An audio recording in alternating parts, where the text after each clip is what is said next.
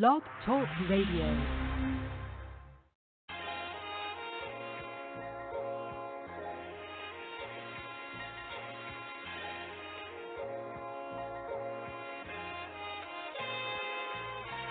Let me tell you why a lot of niggas ain't rich. Cause we sit on our ass and talk about the same shit. Dream and fantasize about shit we can't get. And you wonder why sisters screaming niggas ain't shit. Get yourself together, my brother. Cause being black stereotypes a motherfucker. They say niggas ain't shit. And they right about some of us. We got to change that perception. It's up to us. The reason I say niggas ain't shit, cause we ain't. I call it like I see it. That's the picture we paint. We can try to do better, but shit, we can't, cause we always concerned with another nigga thing. I ain't trying to be Al Sharpton or Jesse Jackson. This is shit that's going on, and I'm just taking action. What happened to being lawyers, doctors, black actors? Why every nigga gotta try to go and be a rapper? If you got talent, that's cool, you supposed to rap. But if you whack and tell, then why the fuck you writing the track? So the lesson for the day is Martin Luther King and Malcolm X didn't say shit, really just to say shit. Be your own man, be a leader, not a follower. Be a grown man, nigga, we are not toddlers. So put that baby bottle up, go out and do something. Cause niggas ain't shit, and that goes for a lot of us. Let me tell you why a lot of niggas ain't rich. Cause we sit on our ass and talk about the same shit. Dream and fantasize about shit we can't get. And you wonder why sisters screaming niggas ain't shit. Get yourself together, my brother. Cause being black stereotypes a motherfucker. They say niggas ain't shit, and they right about some of us. We got to change that perception. It's up to us. I ain't putting down niggas at all, but this is a flaw. No godson. When I say you niggas is NAS, N-A-S, put it together. Niggas ain't shit, but don't feel bad, cause bitches ain't shit. Sorry, that was the nigga in my blood. Cause niggas show hate before they show love.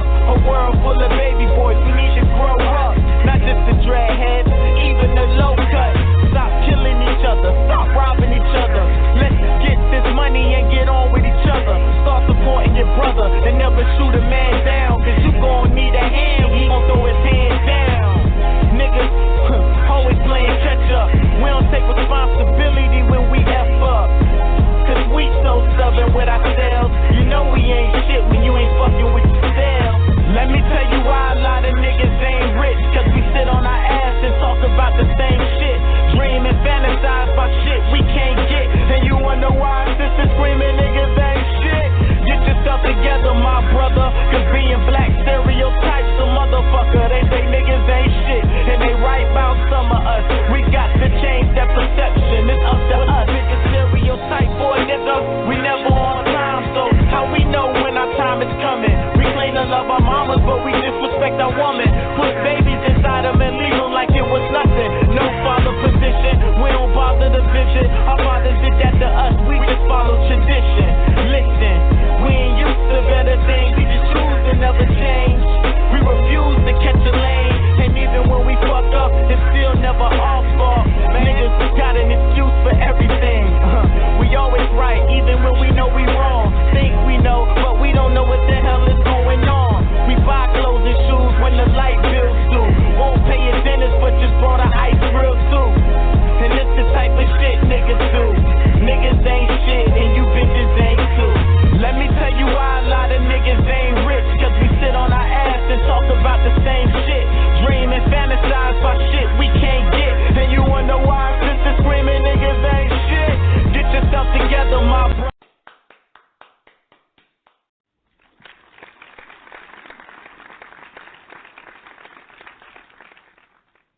Yeah, we had to cut that short. We're running a little late.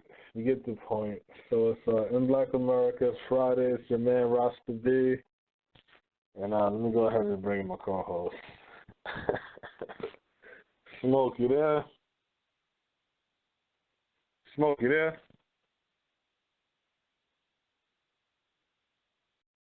Well, maybe he's not there yet, so. But yeah, today's topic we're gonna talk about why black women create the atmosphere that they complain about. Meaning, the same shit they should complain about is the same shit that they created in some way, form, or another. We're gonna talk about relationships basically on a mass point of view. You know what I'm saying? So Let me bring my man Smoke in. Smoke, you there? Smoke? You gotta be there because he just changed. Smoke, are you on mute? Yo. Yeah. Yeah. Yeah, man. Come on, man. What's going on? Technical difficulties, man. What's good, man? Shit, man. I was trying to figure out what's going on. Crazy, man. Crazy week. Yeah, Crazy. Man. Man, crazy. Yeah, bye. Yeah, man. Had the wreck on Monday, you know what I'm saying? Just trying to get life back in order, you know what I'm saying? But, you know, things is moving in the direction that it's supposed to at this point, so, you know, I ain't gonna complain too much, but, yeah, that's been part of a hectic week, you know what I mean? Yeah. Shit, me, I got baby mother issues. Pretty much that's it. I was finding out it would have been a nice week, but you know, it's that same typical shit you gotta deal with in Black America. Besides dealing with the white man, you gotta deal with the damn black woman. I don't know who's worse. I don't know who's worse. You know what I'm saying? I don't know who's worse. So that's what we're gonna do. Yeah. But that's what we're gonna deal with. We'll get into them stories. But I'm gonna talk about some other stories that really pissed me off, you know what I'm saying? Yeah, let's get to it, man. Yeah, that's been going on in the news and shit like that. One of the stories is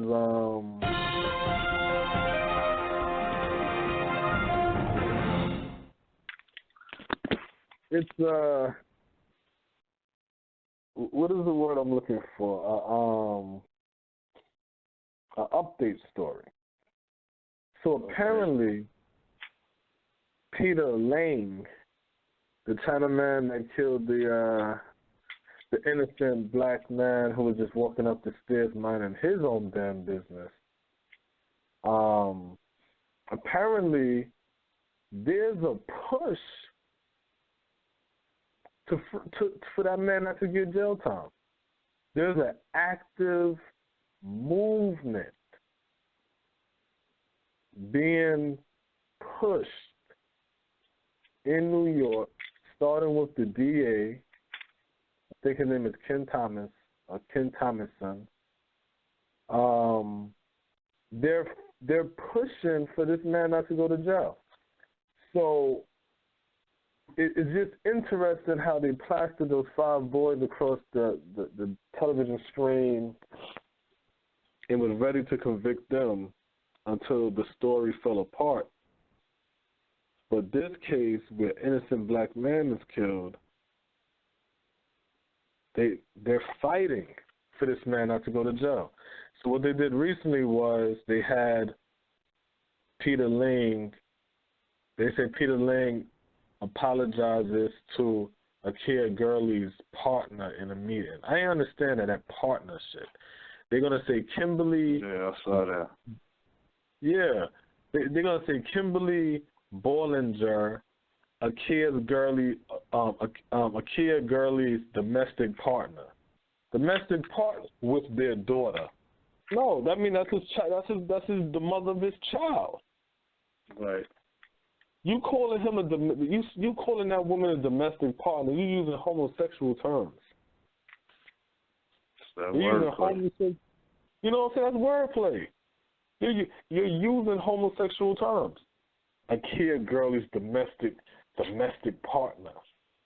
The hell is that? Because guess what? In the courthouse, you would say there was common law husband and wife. Right, exactly. You could say there was common law marriage, right? You know what I'm saying? Yeah, if you want to drag them, if you trying to get child, yeah, they're gonna say common law. But when this brother's dead, just to lower his value to say that, look, he's not even a family man. He didn't even marry her. You know what I'm saying? And it's like, yo, don't try to demonize me because you murdered me. It's not my fault I got murdered by you. And they're going to then a little small way of, making him, you said earlier, demonize him. While, because the outcome they want is for the Liang dude to get off. You know what I'm saying? And so, and it's crazy because he's convicted. You know what I'm saying? He went to jail. He went to court. That's the point. That's the point. His trial passed already. He's convicted already. So it shows you the power of, the Chinese movement. You know what I mean? And and that points back to them pretty much having an economy. You know what I'm saying? They're able to affect things monetarily. Yep. You know what I'm saying? So they're able to go in and get these district attorneys to go in and start re-looking at different things in the cases to try to get them in to come home. So that's pretty much how it works. You know what I mean? You got the power like that. You can start affecting things. Now they want to go look at it, but he's guilty already. What's the problem? He's already guilty. And the DA, and I'm trying to get the exact case with the DA talking, but the funny thing about even that is, like you said, that's the power of an economy. Point blank and period. That's the power of the economy. So when I hear fools out there telling people that you don't need to worry about the economy, you need a military, and you need all kinds. These Chinese ain't got no military. Oh yeah, they do in China. They got military. All right, nigga, all right. Stop talking all that fear mongering shit again. Because if you think these Chinese guys out here in China is snapping their finger and controlling China, y'all retarded. They have the economy here. The Mexicans have the economy here. East Indians have the economy here. They don't have an army. They have the economy. It's only our black asses that don't have the economy, and then we scratching our fucking heads talking about how are these different groups is able to do this and to do that? Because they come here and they understand that they have to work together because they have to build an economy to sustain themselves. That way they can make those political moves and pay the politicians to lower the taxes in their neighborhood, to guarantee certain things and allow certain foods to come into their community, certain tax brackets to happen. But we don't get that shit. We walk around thinking it's about hoping and dreaming. Yeah, just to clarify, like you said, that Brooklyn district attorney he is Ken Thompson, and so they're saying that he wants to basically spare Liang any imprisonment. You don't want him to go to jail at all, and instead they want to give him 6 months house arrest and 500 hours of community service, and then 5 years probation. They're saying that is justifiable for the charge or whatever.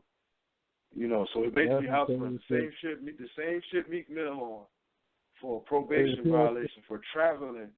They want to give that same thing to Peter Liang, a couple more extra months.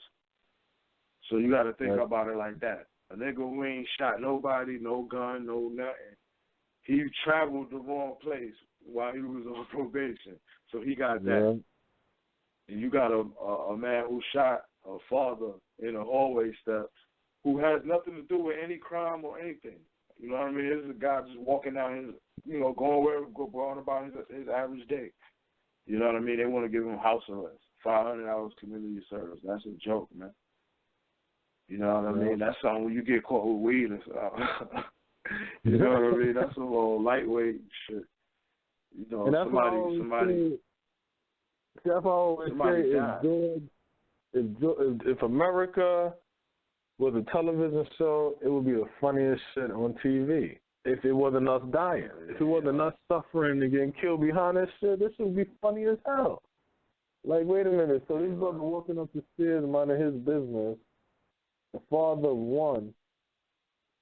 He's the head of his household. He holding down his home. You see what I'm saying? He doing what he's supposed to do as a black man. Then as he walking up the stairs, he gets shot by a cop. And y'all got more sympathy for the cop than the black man that ain't do shit wrong. Yeah, that's I ain't do shit wrong. I'm up here walking with my woman and shit. I get popped. And niggas got more sympathy for the cops, for that cop. Remember, the protest was, if he was white, he would have got off. You're only charging him because he's Chinese. Everybody kept saying, fuck that nigga. Fuck that 501. Like, yo, that shit is crazy. That shit is crazy as hell. Yo, when I seen that shit, I was like, yo, this is the stupidest shit I've ever seen in my life. But that's a prime example why we need an economy. That's a prime example. These Chinese was able to link up together and use their money now to press the DA. I seen that shit once before. I was on my way to go to work. And before I was going to work, they had a case where some cops had kicked in the door. I mean, was doing like stakeout or whatever at this gay bar in Atlanta, in like Midtown Atlanta. So there was they kicked in the door, whatever, like that. Told all the gay guys to get on the floor. You know, they all on the floor, stepping on them and stuff, spit on their neck, calling them faggots and all kind of shit. So as I'm listening to this, I'm like, okay, regular police work. You know what I'm saying? Like, they do the same shit. Instead of faggot, they say nigga. You got them muffled out. Yeah, instead of faggot, they say nigga. You know what I'm saying? They throw us on the floor. They step on our necks. You know what I'm saying? Talk shit. You know what I'm saying? So I'm just thinking, okay, regular police work. You know, I want to say a couple of weeks later, it was a public apology made to the gay community. It was the chief of police had to make a public apology on television. I didn't go to work because when they said that, I said, wait a minute, I gotta hear this bullshit. Like, what the fuck? And they said they apologized and awarded the bar some odd $1 million, like maybe like one point something $1 million in a public apology and fight. And I'm just like, oh shit. But once again, gay people have an economy. We have to understand. We got to realize the game. We sitting around here. It's like right now, I go to Brooklyn and I see some guys on the corner shooting CeeLo, and I say, hey, let me grab the dice, let me roll it, and I'm rolling and I'm losing money, but I'm trying to figure out how to win. But I've never asked nobody how you win. What's the rules to the game? Right. We don't know the rules. All we know is roll, vote. That's it. We don't know the rules. We don't know how you win, the strategy. That's it. Right. Now you got niggas screaming that keyword strategy. Strategy. Now you got niggas running around talking about voting ain't real and shit. But I keep listening to the Republicans, right? Then what you keep hearing them saying? We have to get the Republicans out to stop Donald Trump, right? Y'all voters going to have to vote in these states. Why are they saying that if your vote don't matter? You see what I'm saying? Yeah. We keep listening to the people. You see what I'm saying? Because it's like we keep listening to the people that caters to us, that's going to tell us what we want to hear. You know what I'm saying? So we tend to ignore the other people that's talking. So when you listen to them talk, they telling you what's going on. You know what I'm saying? They're sitting over here saying, yo, we need to figure out a way to get our voters to block Donald Trump's vote. But then when I go back to the Democratic side of the fence, everybody keeps screaming, you know your vote don't count, right? You know they already select who they're going to pick. But then when I'm listening to Republicans, you get what I'm saying? I listen to Republicans side and just keep screaming, y'all vote in the state for this candidate so we can stop Donald Trump. Yeah, you know we always carry on the misinformation and the stereotypes. Always. That makes a lot of sense, you know what I'm saying? Always. That makes a lot of sense. That should be tripping me out. I'll be like, pay attention to what everybody's saying, yo. Y'all not listening. Yo, even when you tell somebody, but like, listen to the shit that Donald Trump is saying, though. Oh, what? You trying to say that racist? If you vote for Donald Trump, they gonna put black people in slavery. I'm like, nigga, are you serious? I'm like, yo, do you really think that in 2016 niggas is just gonna bow down to slavery? Slavery happened through law. Slavery don't happen through force. It's like, I'm like, what the fuck y'all niggas talking about? What y'all need to be worrying about is getting the economy. So this is what I tell all black people. I say, y'all who have listened to Claude Anderson, y'all heard Claude Anderson talk. Now listen to what Donald Trump is saying. I even heard a black person say, yeah, Donald Trump, I mean, that nigga, I don't know, he racist and he this, he that. But one thing I do agree with Donald Trump about, and I say what? We need to keep them Mexicans out, boy, because they started out. So I'm like, exactly. So stop fronting like you not saying the same shit. It's just because of where that nigga's standing at. But I said what's ill, it's not even Democrat versus Republican. It's Democrat versus Donald Trump. You know that, right? Because the Republicans saying he's not a Republican. Yeah, they ain't fucking with that nigga. Yeah, so that means it's not even the Democrats versus the Republicans. It's the Democrats versus Donald Trump. That's how it's like a consensus out there that if he wins, then the office is for the Democrats. Like, they're going to pretty much beat him. So that's why they don't want that. The Republicans don't want that nigga to win shit. Yeah. You know what I'm saying? The Republican nomination. Because they're like, the Democrats going to beat, they're going to dust him off, in the long run. Is like what, the kind of like the vibe that's going on out there as far as Republicans, viewpoint towards Trump. Trump is funny, man. Yeah, that's hilarious. That's what he's talking about. This is a woman. Then he's talking about his dick. Now he's talking about Cruz's wife he got secrets about her and all kind of shit. I'm like, but here go black people. If Barack go up there talking all ghetto and talking all that, acting like that, they ain't gonna, all the shit that we'll say. He have to act like that. Now, right after Barack, we go right back to what real cracker-ass politics is. Mudslinging, bullshit talking, ghetto-ass ignorance. You see what I'm saying? Like, we always act like, oh, this country is something better than what the fuck it is. You know what I'm saying? Like, yo, we're in the fucking ghetto. That's what America is. It's a big-ass goddamn ghetto, man. It's like these crackers ain't got no class and qualms about themselves. So we, in return, don't have class and qualms because we follow them. You know what I'm saying? All these other groups is building their shit up. Yeah, they building their shit up. Motherfuckers don't even want to be men no more. Motherfuckers don't want to be women no more.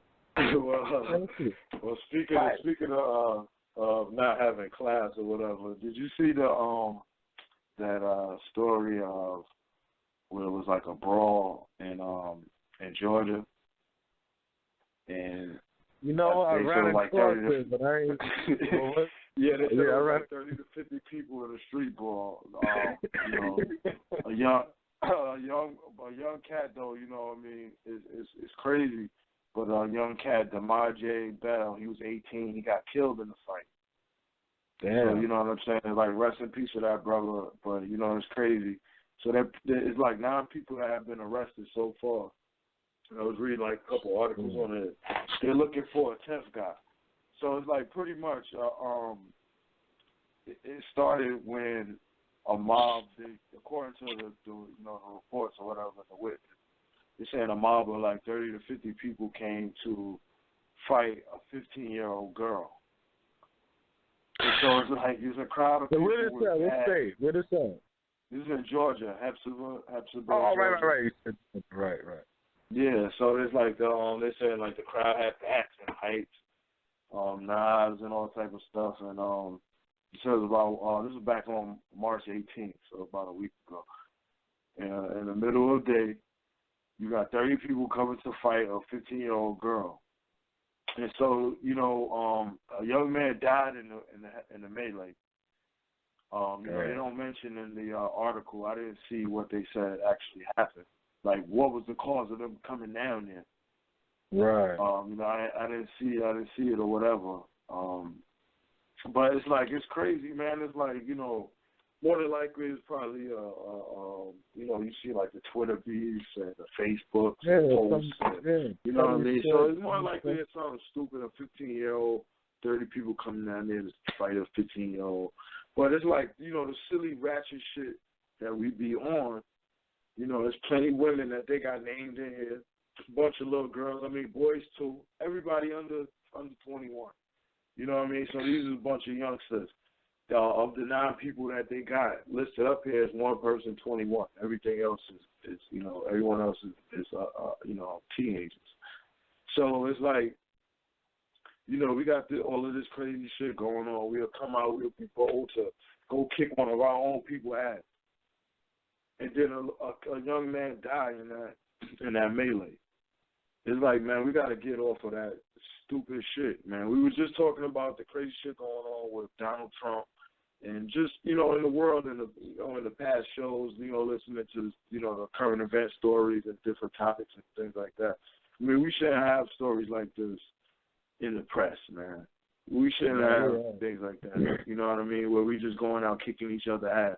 And we won't mobilize to do anything else. You can't get 30, 50 people to go to a damn rally. But you got 30 to 50 people coming to fight a 15-year-old kid, whatever the case is. So it's like, you really don't want to mention stories like this, you know what I'm saying? We shouldn't have these stories, but, I mean, it should just be, like, lessons of people. But it's part of what's in Black America, though. It's what's in Black America, and in some cases, we do celebrate that shit. And sometimes we have to highlight that shit so we can shame it. And that way we can say, yo, that's just disgusting. That ain't nothing for us to celebrate and be proud of, because we can fall victim to that shit and be like, we caught up in this Roman society. You got some fools that might say, oh, America is Egypt or the Bible, when in fact it's Rome. And we still feed into that blood gladiator ritual where we want to see blood. We want to see the fight. We want to see the dehumanization. We want to see that. You know what I'm saying? That's why shit go on in prisons and in the streets and in the rings, and then you know what I'm saying, when motherfuckers fighting, we want to see that shit. We want to see the blood. You know what I'm saying? And that's what that shit is. And we got to change who we are as Black people, man. We got to start following society. We have to separate and define ourselves on who we are, you know what I'm saying? So yeah, but it was a half an hour fight. That's crazy, man. Well, half an hour fight really mean 15 minutes of shit talking. Or you know what I'm saying? But it's like, it's just like the crazy shit. I don't even really want to read all the other details they had in there, but at the end of the day, we gotta get off of the silly BS, man. You know what I mean? This is like that. That's gonna change the lives of a lot of people for a bunch of nonsense. And then you got a brother, DeMaje, if I'm saying it correctly, DeMaje Bell. He was only 18 years old. You know what I mean? He got killed in with all that nonsense going on. So, you know what I'm saying? R.I.P. to that brother. That's right. Rest in power to that young soldier. out there in the streets, man. And it's crazy because we don't know what the situation is. The situation could have been, he could have been protecting Shorty. Yeah. He could have seen that and been like, yo, you know what I mean? Nah, I ain't about to jump on Shorty. Then they jumped on him. You know what I'm saying? Then nobody out there to protect him. We don't know the whole story. You know what I mean? But that could have been it. So, you know what I'm saying? Rest in power to that brother. And I also want to bring up the story of an injustice in Brooklyn with a mailman. I don't know if you heard this one, Smoke. Yeah, I saw that. Yeah, they got this brother, 27 years old. You know what I'm saying? Young boy, mail carrier. I mean, he started his joint out. Well, he probably was in his teens, maybe. You know what I'm saying? So it's like he up there, hard working black man, ready to retire early. You know what I'm saying? This brother named Glenn Graves, 27-year-old mail carrier. He makes his rounds in the Crown Heights area. This is in late afternoon of St. Patrick's Day. So you know this is the police holiday, right? You know what it is. Exactly. So he said he in the Crown Heights area about to leave a package in that area. He's saying that he's one of those type of mail carriers that's like, you know, the whistling types, know the neighbors, hey, how you doing, peek his head out, you know, shit like that. So right. He like one afternoon, he inside the mail truck moving out backwards and shit to pull out some boxes and shit. He noticed that a black car comes speeding down and shit. So he shot out to the driver, you know what I'm saying? Like, yo, watch it or whatever, you know what I'm saying? So he in there doing the rest of his shit. The car come flying back. So you already know that's police, you know what I'm saying? Yeah. So he said the driver saw Mr. Gray and said he had the right of way because he the police. Now remember, this ain't just no regular black man standing outside and he just yelling at police. This is a cop seeing that the man yelling is a postal worker. So he works for the government too. Yeah, it's like, yo, we both work for the government. You know what I'm saying? And it's like, yo, you still not even showing respect for this man. You know what I'm saying? So he says that, right? That he's law enforcement. So the unmarked car, he had 4 plainclothes, you know, the D's and shit inside there. They had 4 plainclothes officers in there. And according to the Brooklyn Borough President Officer, which has taken interest in the case. So they go, they got a video and everything of his brother's arrest. They end up arresting the black man. They said by the time Mr. Graves arrived to the front of the of putting the package to the store, to the thing, police had approached him. They said by the time he got the package out to go to deliver it, police then approached him. A video was taken by observers up the block, and it shows that Mr. Graves was in his uniform as he got handcuffs on and getting frisked and taken into an unmarked car. The officers are telling him to stop resisting, even though there is clearly no evidence in the video of him resisting. So, you know what I'm saying? So, this is the stuff that's going on. So, this man is basically illegally detained. Yeah. And this is the type of shit that's going on. That's a federal crime. You nigga hindering the bail shit. Like, nigga, what you doing?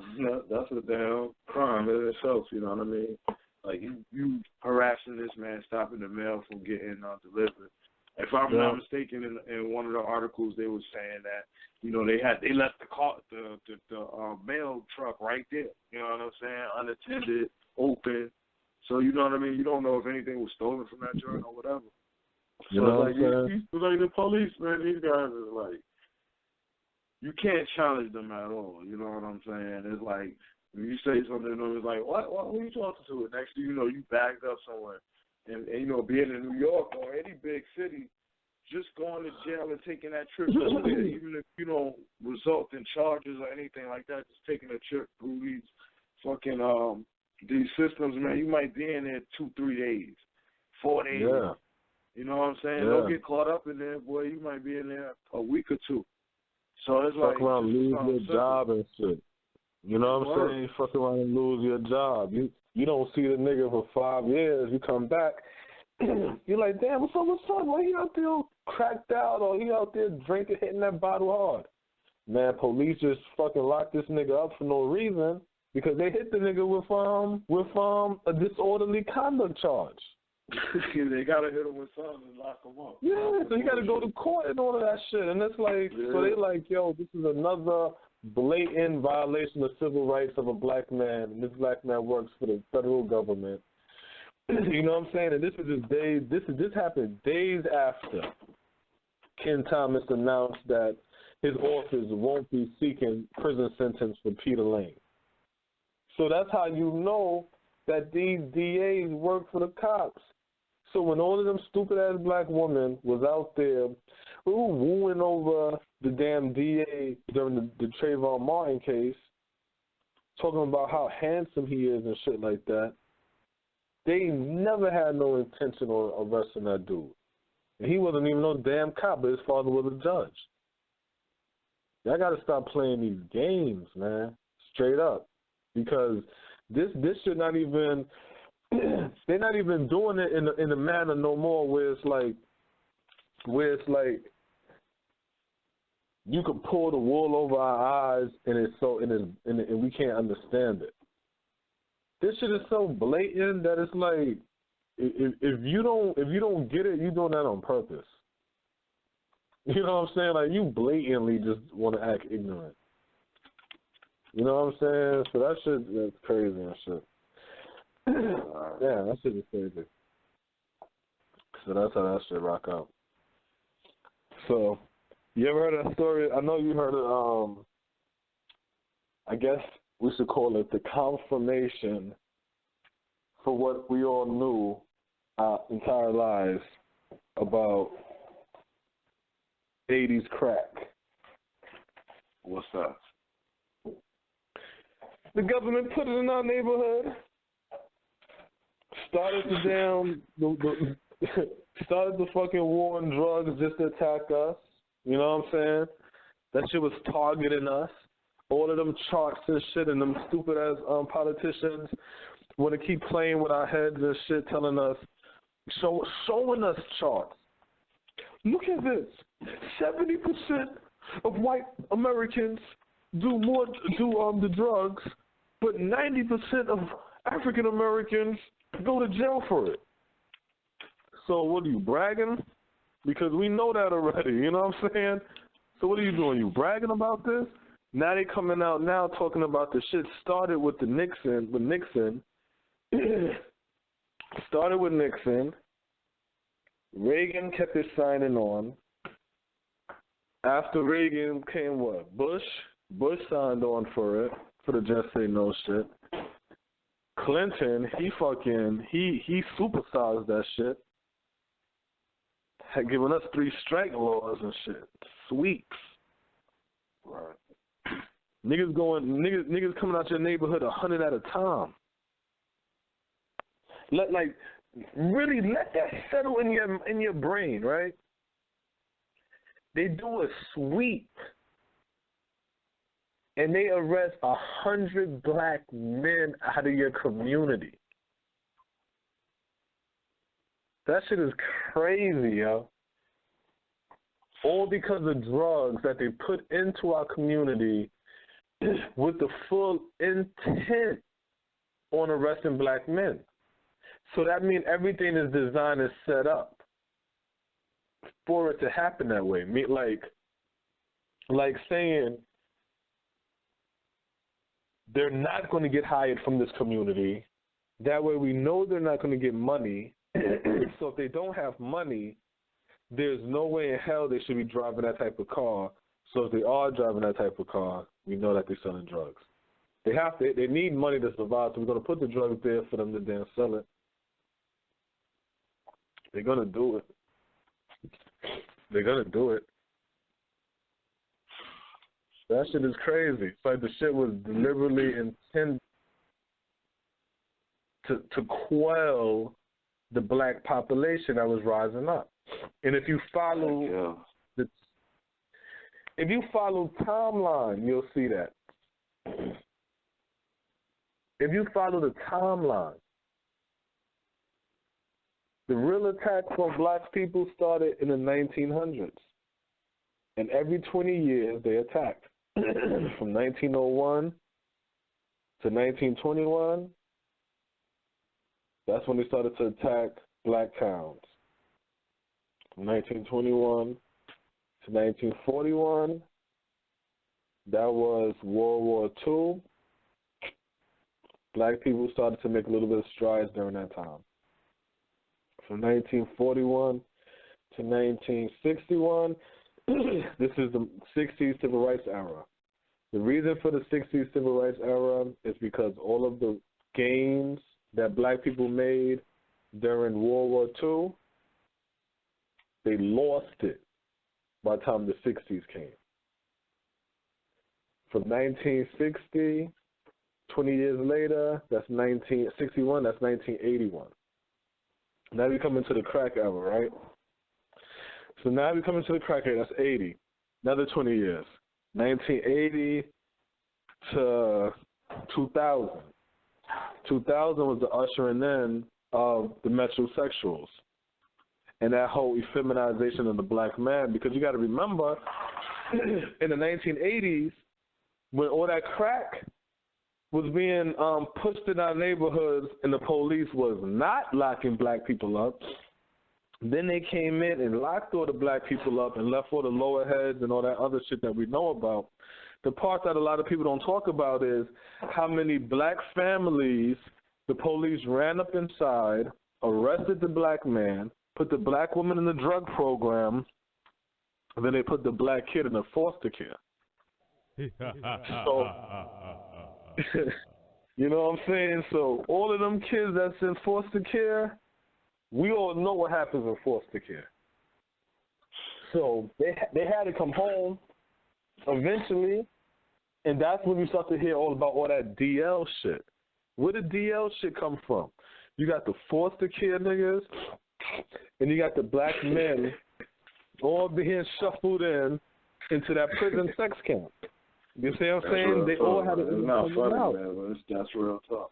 It's crazy. So that's 2000. Now we coming into 2020. You see what I'm saying? Everybody's going to be talking about 2020 once 2019 comes. And 2020 coming back. That's going to be the new decade is 2020. So what happens now is we went to sleep as black people almost for 20 years. Because when 2000 kicked in also, for the whole metrosexual shit, that was also the introduction of Bush. And when Bush came into the damn game, he had it set up with the whole 9/11 shit. So that's when niggas start thinking, oh shit, we Americans, we're under attack. Basically, black people start saying, Master, we sick. Master, our house is burning. We resorted back into our slave mentality and didn't even realize that shit. Because it tripped me out when I'm looking at black people being patriotic. And I'm like, when the fuck was we this patriotic? Like, flying flags and all kind of shit. Then, once we start to see that Bush was fucking up the economy, remember he had 2 years, two terms. We start hearing white people grumble about Bush. And then we start saying, hey, you know what? I don't like Bush, and the white guy don't like Bush. Hey, maybe we're just alike. Then when Barack became president, then everybody started saying, oh, look, racism is over because we got a black president. He was in there for 2 terms. So 8 and 8 is 16. That's why these last 4 years is important. Is it going to be a Democrat? Is it going to be Trump? These 4 years are going to be important because that's going to seal off that 20 years. You see what I'm saying? Yeah. That's what I thought. Winding out in the last few years, going into a new decade, new generation. Oh yeah. But what you under you? Nah, go ahead. Now, I'm about to say, everybody been talking that 2020 shit about 2019. You're going to hear everybody start talking 2020.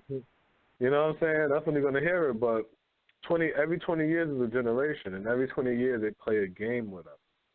I heard that exclusively where I work at. And you know what I was, I heard about where I work at? We just got the paperwork coming in talking about prescription identification or some shit like that. I think it's called prescription identification, yeah, where they're going to be using the prescription drugs you use to base whether or not you work or not. I told you already that it's coming. It's not in thinking stage. It's just hurdles, but it's coming on the pipeline. It's going to be soon. Like that might be something that you hear in the next 4 years. Yeah, giving you shit that's gonna mess up your credit or your standing. Yeah. To get employment and shit like that. That's crazy. Pay attention. Hell yeah. You know, be wary of those prescriptions that you are getting, even if you're not taking them. It's on your record as you being prescribed for that and being a user of it. So be careful, you know, especially when you start talking about like antidepressants and things like that. You know, you might want to find like a alternative for your issues that require you to maybe want to take those or seek assistance in the form of those antidepressants or whatever it is. You might want to find like a alternate method. You know what I mean? Alternate curing or something like that. Whatever the term is for it, but try something different. You know what I mean? Because in the future it could affect you. You know what I mean? And your kids. So, yeah. Remember Adderall right there. Remember Adderall is just like meth. Right. You know what I'm saying? So it's like, watch the drugs, yo.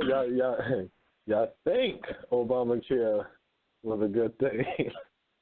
He just opened up the drug market on y'all asses. Yeah. That's what that was. There was a market of people. Every day I'm hustling. Every day I'm hustling, yo.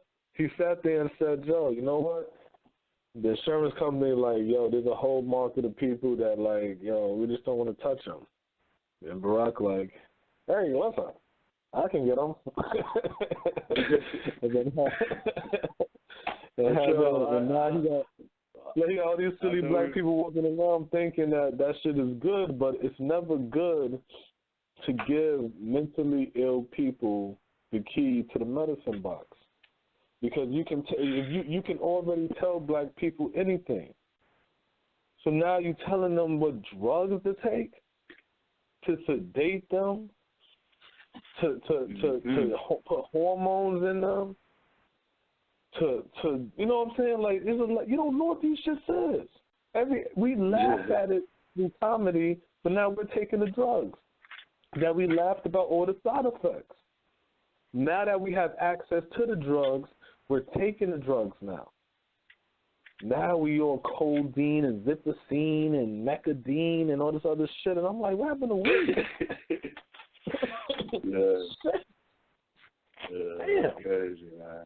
But I know we about to go to we about almost at the midway point or whatever, but right. I know you don't heard about the.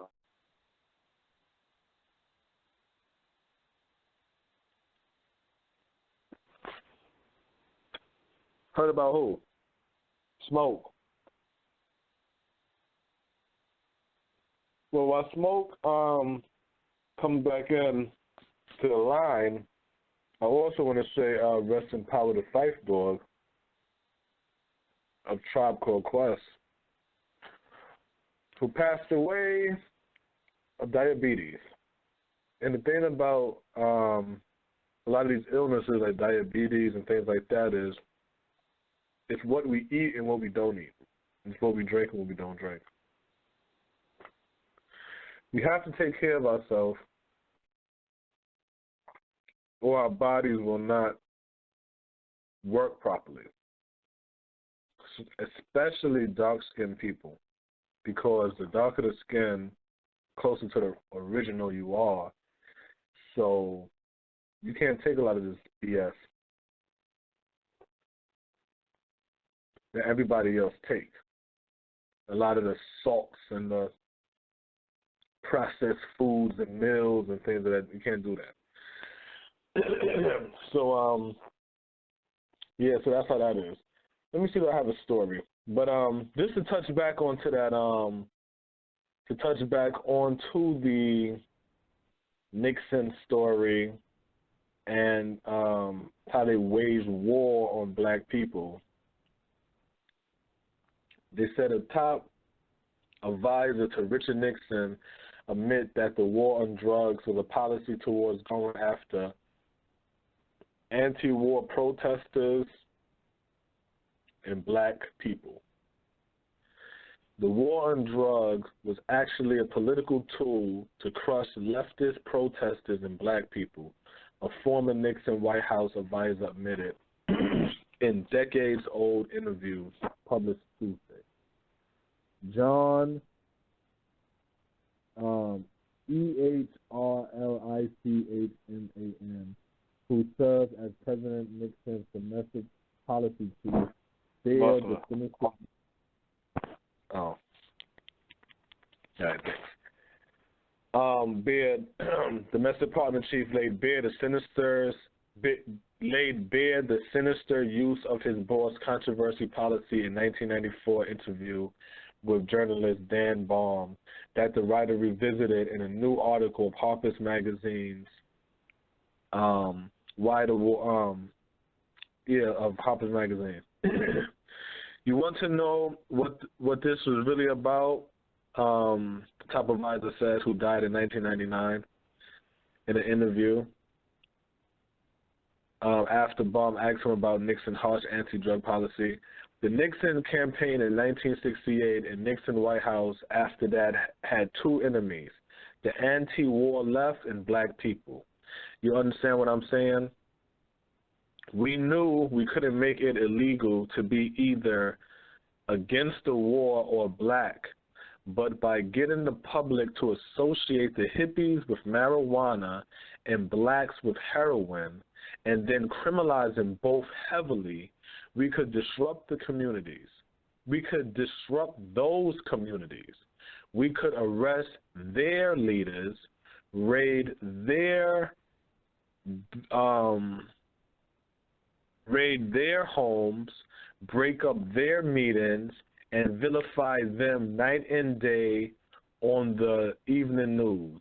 Did we know we were lying about the drugs? Of course we did. Reverend Al Sharpton said that the top advisor's comment proved that black people had what we had believed for decades. This is a frightening confirmation of what many of us have been saying for years, that this was a real attempt by the government to demonize and criminalize a race of peoples, blah, blah, blah, blah, blah, blah, blah. So this is what I got to say about that. So then why are we still tap dancing around reparations?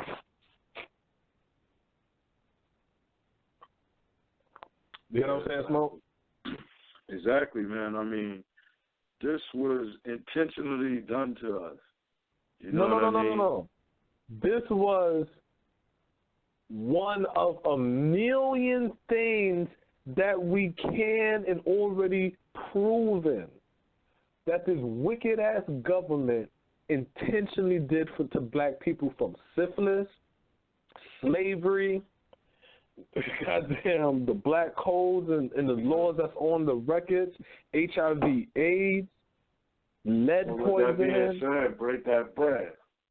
With that being said, break that bread. Straight up, break the goddamn bread.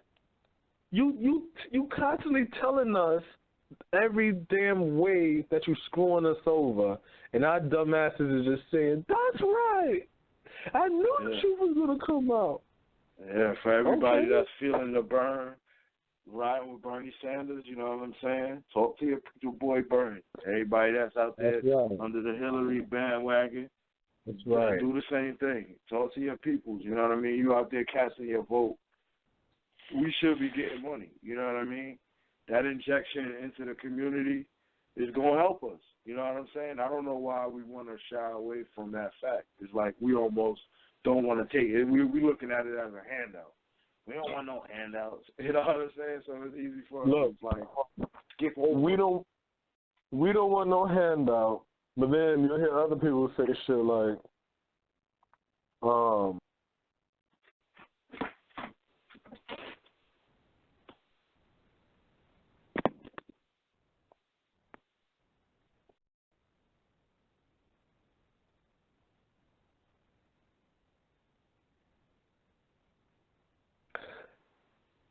yeah, shit. Smoke. Yeah, I'm here. Yeah. That phone cut off, man. But what we're going to do is we're just going to go to a break, and we'll get into the topic. So let's go ahead and do that right there, all right? So just in Black America, guest calling number is 646-716-4654. Smoke and Rasta B. Let's do this. I'm way too different to treat the same. You still playing, I already beat the game. I'm not with the break up, the makeup shit. I'm on some wake up and cake up shit. So no apologies, just apologies. Made stacks with my niggas, all my apologies. Trying to kick it, I don't like your soccer. Curve a chick like a lipo doctor. Fit.com world premiere.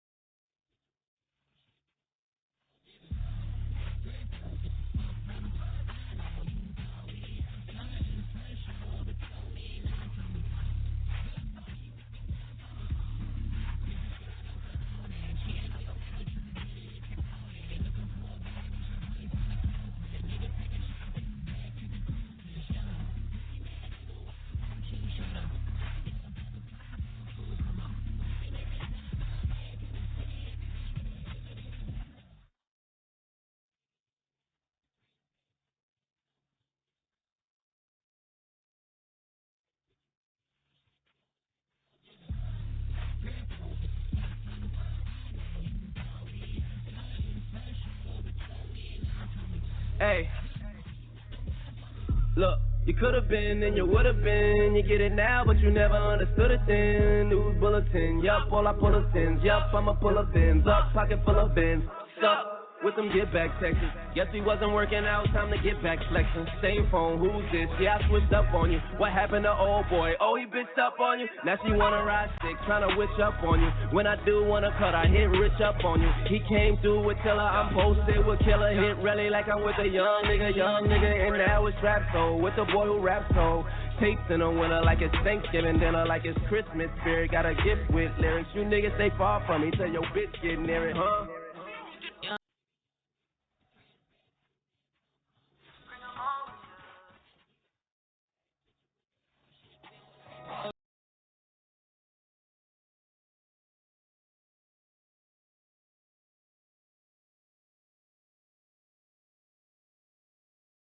Logged on to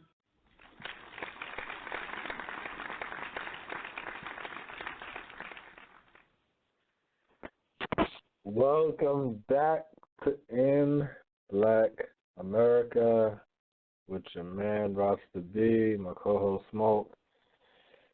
The topic: why are black women creating the atmosphere that they complain about?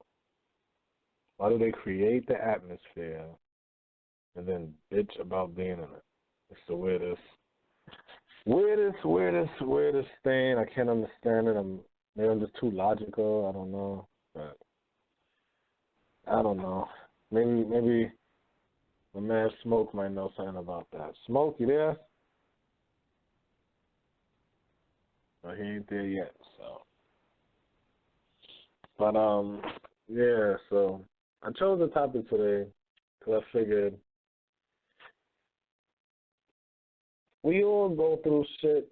You know what I'm saying? Especially when you're involved in relationships and things of that nature. And even though I'm speaking on a man's point of view, you know, you can always switch it up if the shoe fit. But yeah, it's just weird because it's like, I don't know, just weird. So me, I'm not really the relationship person. So it's like I need my co-host on there to help bounce back with different ideas. Smokey there? Maybe to bounce some ideas off with because I just don't be getting it. So, you know. Me, I'm coming to I'm back. You back there? Yeah. I'll be forgetting I got the mute on the phone side too. So I'll be talking.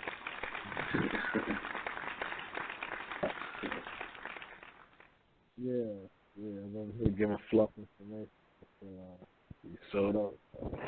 Yeah, I was just basically saying, like, yeah, just, you know, trying to find the right words to say. You know, I'm not really the relationship person, you know what I'm saying? So it's like I was just trying to figure out the words to explain what I'm trying to say, like when you have people that create the atmosphere that they complain about. Like, do you understand what that means when I say that? Yeah, I mean, it's just like, for example, like creating, like, let's say, an atmosphere that's like argumentative. You know what I mean? Where it's just like, you know, arguments back and forth. Where, you know, you might look at something and you're like, well, you know, you might feel like you're not creating an argument. You know what I'm saying? But it's like they might be creating it, and it's over, you know, things that might be frivolous, something that, you know, not important or whatever. And then it's like the results of the constant arguing. Then you turn around and, you know, they might turn around and complain that the results are something that, you know, they started. You know what I mean? Or they continue to do. You know what I'm saying? So that might be like one of the things where it's just like, you know, you might be the type, or any person, you know, they might want to help their woman. Like, they like to, you know, do things for them, you know, build them up.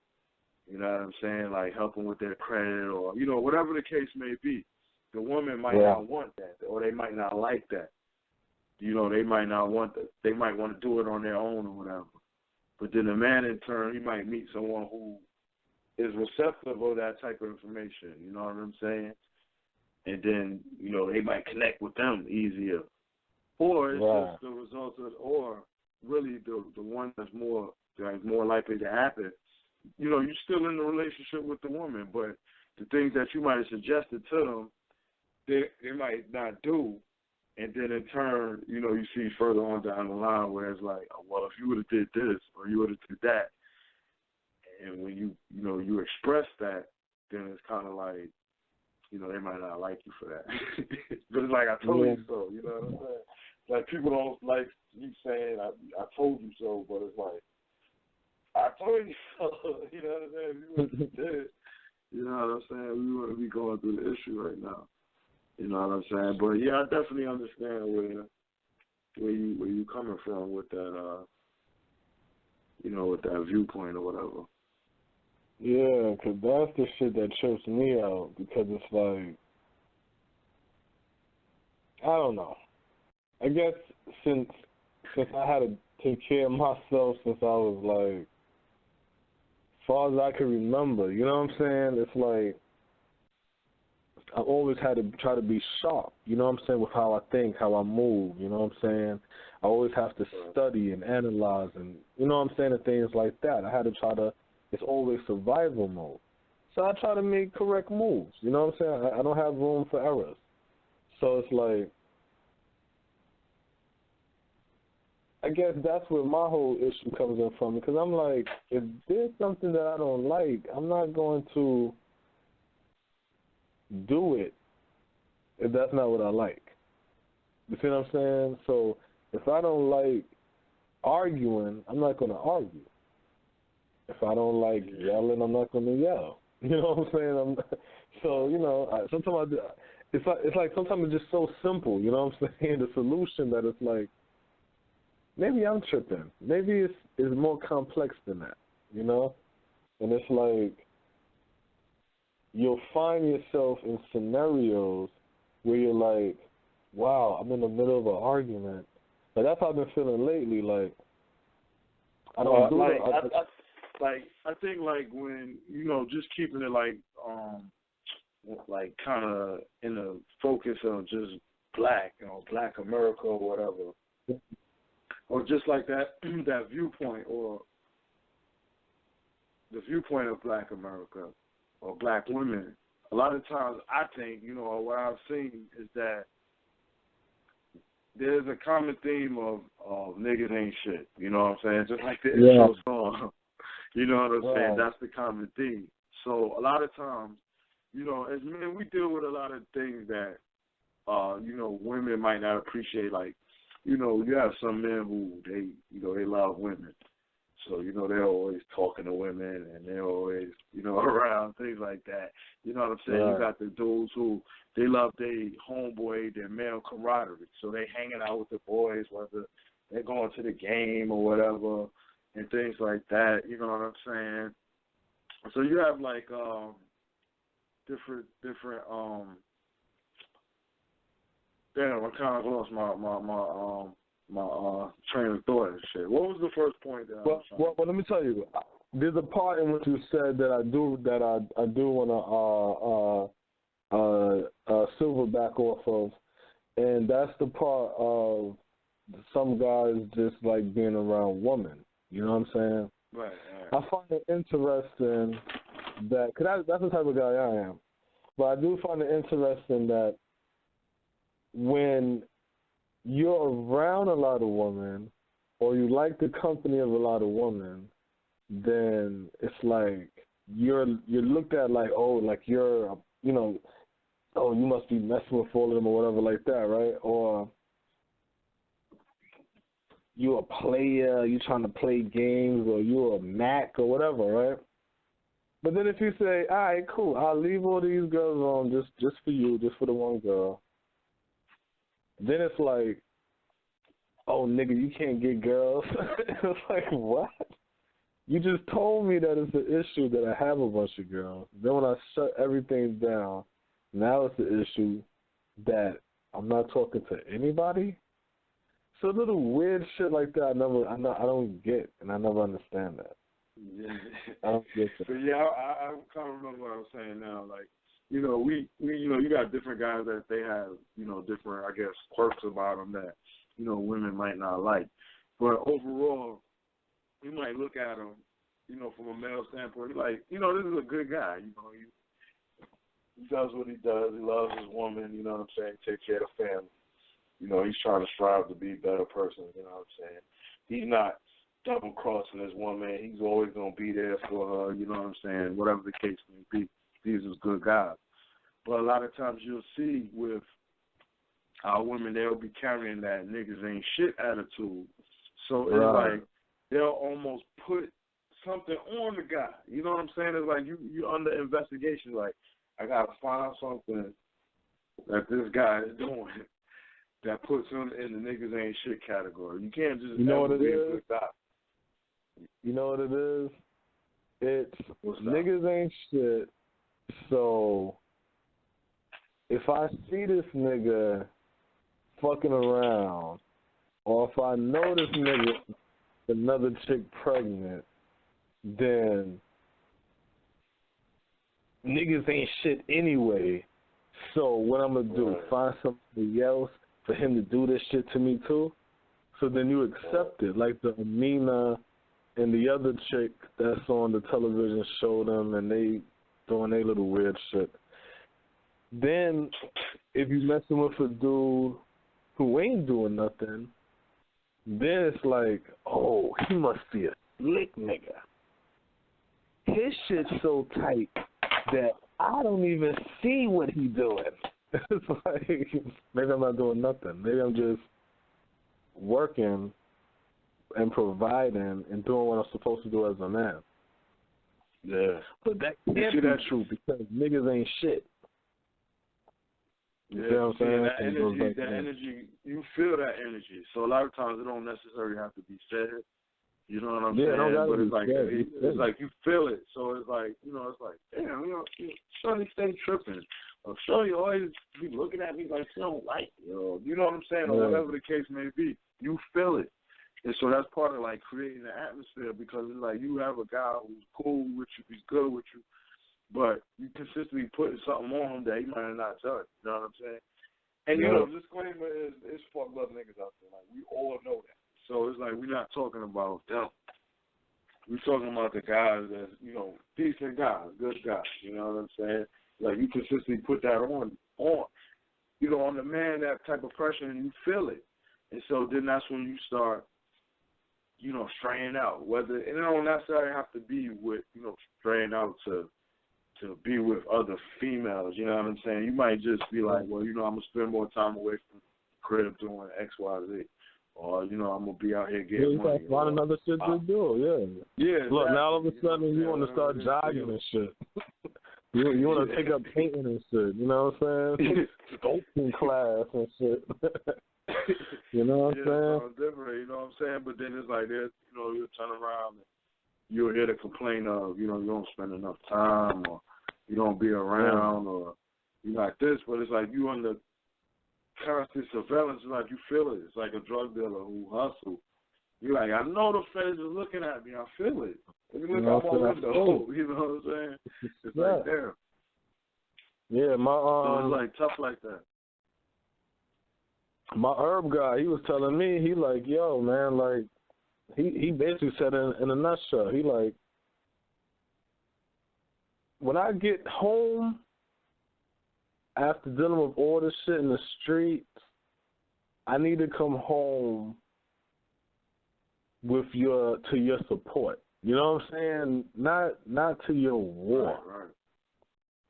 And it's like that, a lot of times I feel like that's the reality in a lot of situations where it's like it's war. You sit here and it's like, yo, I'm more so at beef and at war than at peace. So it's like it's confusing. The shit is confusing. So then, you know what I'm saying? Then it's, this shit is just confusing. I don't even have words for this shit because I deal with logic. So I say to myself, so let me give you a scenario. Example that happened to me over the weekend. So I'm at the crib. So my children and my children's mother is at her people's house. So I'm calling her. She's not answering my calls like normal. So I'm like, so when they come home Saturday, a part of me was like, I should make that an issue. Another part of me was like, leave it alone. The other part was like, nah, make that shit an issue. The other part of me said, do you feel like arguing? I'm like, nah. Well, then leave that shit alone. So I said, all right. That's right. Yeah. So when they came home, I say, what up? Everything's cool. The comment I hear, why are you so happy? Why I'm so happy. How do you respond to that? You know what I'm saying? And ever since then, everything went downhill then into a breakup. You see what I'm saying? And it's just funny to me because I laugh and I think to myself, I had a choice to argue. I had a choice not to argue. And that's the key thing that a lot of black people have to understand, that you, the person, the individual, you are your world, and you determines what is in your world. And when you allow people into your world and into your space, if they're toxic, then and throwing your shit off balance, you have to let it go. You have to let it go. Because you're throwing off my world. Yeah, that's real tough. You see what I'm saying? My whole shit is off. And what I start to realize is every time we beef and that connection, well, I thought it was a connection because apparently to her she was over since 2012, but the connection was separate. I see movements on my side of town. I'm like, yo, I'm seeing movements. I'm seeing a lot of good shit happening. So I start saying to myself, yo, hey, it ain't for everybody. It ain't for everybody. Just like RJ 3000 says, yo, everything don't last forever. You know what I'm saying? And relationships don't either. So it's like you can't just sit there and try to force a circle into a square peg. It's not going to work. Yeah. You know what I'm saying? But when you understand who you are and you know yourself, then you're going to have to say to yourself, that's what it is. Yeah. This shit is negative. See, like you were saying earlier, like, you was confused about, like, you know what I'm saying, you know, why certain issues be happening. And like, I was just thinking, like, the confusion comes in because, like, you see, you know, them dudes that really ain't shit, they don't have no problems with women. No. It's like women are chasing them. Women are running them down. They turban they calls like, oh man, what shorty want? What you want? You know what I'm saying? It's like they talk to them any kind of way, they act. Yeah. You know what I'm saying? Those are guys that really don't have issues with women.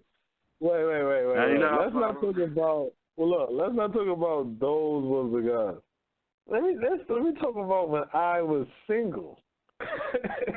Shit. Now I used to play them games. But I'm in my 20s.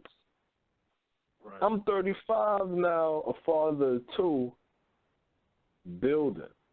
And everything that I say I'm doing comes into fruition. Why am I worrying about little games that I already done played and mastered in my 20s? Had my fun, kicked my feet up. Now I'm doing this father thing. This is new shit. This is exciting shit. This is the shit where the reward comes in. You know what I'm saying? There was no reward before. I didn't know because I didn't have children. You know what I'm saying? But now I see the reward in what I'm doing now. But I have to hear the bullshit now that I never had to hear back then. And I'm like, that's the crazy shit to me. But I already know this because this girl that I used to work with, like one of my first jobs when I came to Atlanta. I remember she used to always tell me when I was in my 20s, she used to be like, oh, hi, Bezel. She used to say,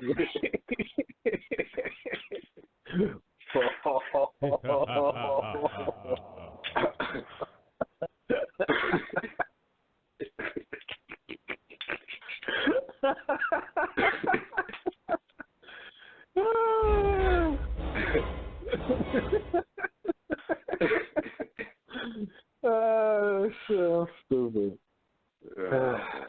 Yeah, I ain't gonna lie to you. I feel good though. I feel good. You know what I'm saying? Like, I just feel like a lot of negativity is away from me. A lot of static. To the point where I have burnt some frankincense and some charcoal just to cleanse the house. And this is before the bullshit hit the fan, right? To cleanse the house. I'm having a good time, man. I'm having a good day. Like, I'm not even, like, I literally had this conversation in my head, right? If you don't want to argue, don't even bring up the fact that this girl don't answer your phone. Don't even bring it up. You know she don't. So why even bring it up? This ain't the first time. This ain't the 12th time. You know what I'm saying? So it's like, why bring it up? Just, hey, listen. Do you feel like arguing today? No.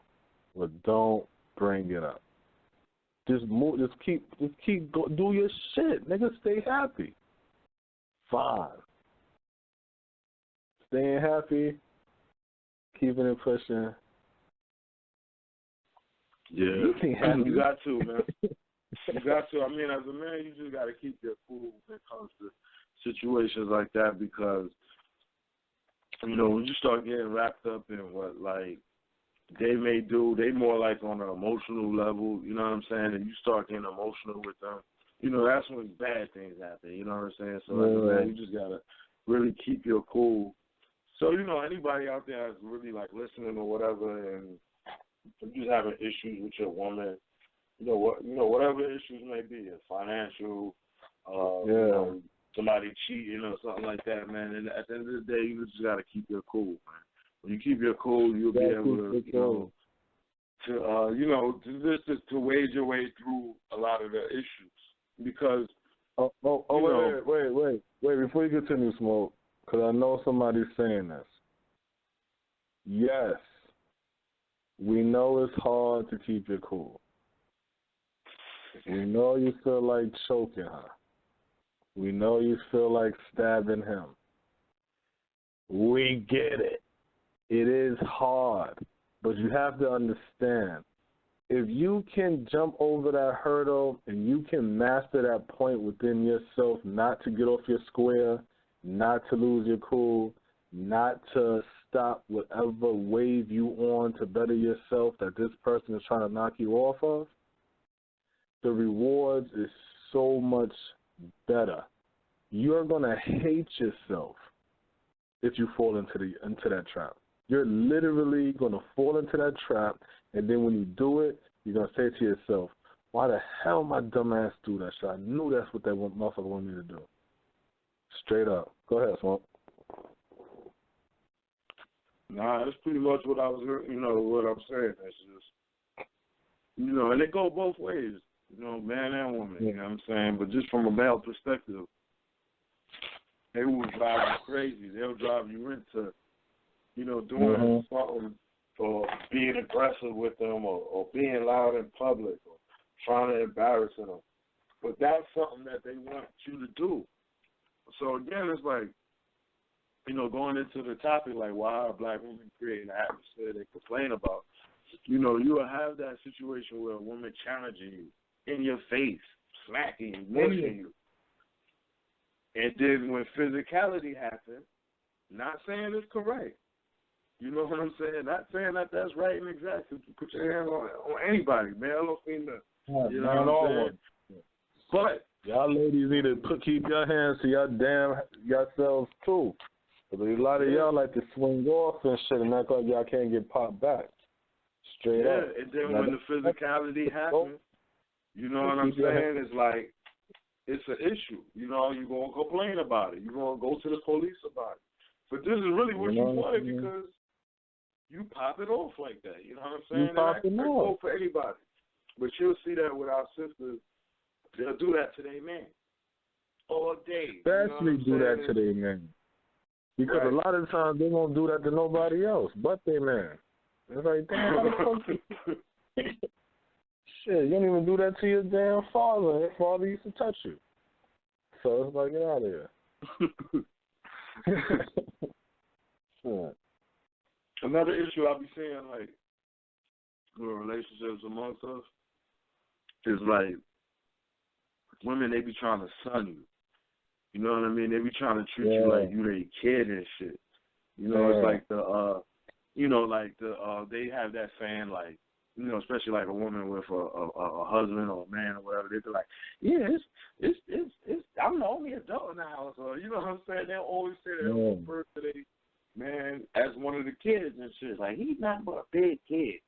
But they always try to, like, it's like this vibe, you know what I mean, this narrative that, you know, we big kids. And so it's like you'll see that all the time in the way, you know, your woman like address you and shit. And it's like, I'm a grown ass man, you talking to me like that. You know what I'm saying? It's like almost like they look at you like you're like you their son. And you know, it's another topic, you know, for another time, but they'll look at their son as their husband. It's weird. Yeah, that's that weirdo shit. Yeah, that's that weirdo shit. And see, me, I ain't for that, because see, I've been taking care of myself for a long time. You see what I'm saying? So it's like, nah, you're not about to reduce me into no stage of a child. You know what I'm saying? And I started feeling like that too. Like, I'm sitting over here, I'm holding down my crib. I'm busting my ass. I'm working and shit like that. I come in the crib and I'm being questioned. Well, what the fuck am I being questioned for? The hell? And I'm talking about not, let me ask you a question and I'm just flipping. Fuck you ask me a question for? No, you ask me a question, I give you an answer. Boom. Next thing I'm getting hit for another question. I'm like, whoa. All right, well, that's a relation. All right, well, maybe she just inquiring. But here's another answer. Boom. Now I'm getting another question. I'm like, whoa, what the fuck is going on? Is there a light above my head? Is this interrogation? I didn't know I was indicted in those shit. Yeah, like, what is going on? Nah, I'm not with that shit. Like, that's some weirdo shit. You know what I'm saying? Like, yo, yeah, that's some weirdo shit, man. I'm not with that. That's not how. I ain't with that. That's strange. You know what I'm saying? It's like you have that, and you also have like the macho woman who want to be like a, you know, they got that male aura about themselves. Yeah. In terms of like they challenging, they jumping up. You know what I mean? It's almost like being with one of your homeboys and you start talking shit. Yeah. And your boy jump up and he grab you and y'all tussle with each other. It's like that with your woman. Like, yo, you like, really? All right. You know what I mean? And it's like a lot of times those situations that escalate to violence when you got somebody jumping in your face. As a man, you understand the dynamic of that. Like, all right, if somebody get into your square, that's fight time. You know what I'm saying? They don't understand that. You know, women, they don't understand that. So it's like, you know, they'll get into your face, they'll do all the fighting positions, they'll slap you, they'll throw, but they don't understand, like, from a male dynamic, it's like, all right, that is go time. And a lot of times you can't help that. You have to really be, have self-control to the maximum to really avoid getting into confrontations. It don't even have to be a woman. It could be just a woman in the street. You have to look at this. But more important, I don't even want to look at you on that aggressive level. Exactly. You see what I'm saying? Because even like you're saying with even like a strange woman in the street, you know what I'm saying, with no sexual involvement whatsoever. Right. Yo, I don't want to look at you like, yo, get out of my face or I'll knock you out. You know what I'm saying? So it's like, yeah, that's not a good look. Yeah, like why? At all, man. Don't even create that atmosphere. Don't even do that shit. Don't jump in my face. Don't start barking on me. Don't do all that dumb shit. You know what I'm saying? Because what you end up noticing is you got a lot of these boys, well, a certain age range. You know what I'm saying? It was grown up where you don't put your hand on girls. Now you got a lot of these boys that's grown up where their mamas are teaching them, anybody put their hands on you, fuck them up. So, if you a mother that's saying that shit to your boy, shame on you, yo, straight up. Because if you teaching your sons at a young age that anybody that put their hands on you, you hit them, you raising that's foul, yo. That don't even make sense as a woman to teach her son nothing like that. And I had a friend of mine tell me that about her son, and she asked me, she was like, well, what would you do if your son said that a girl was hitting him in school?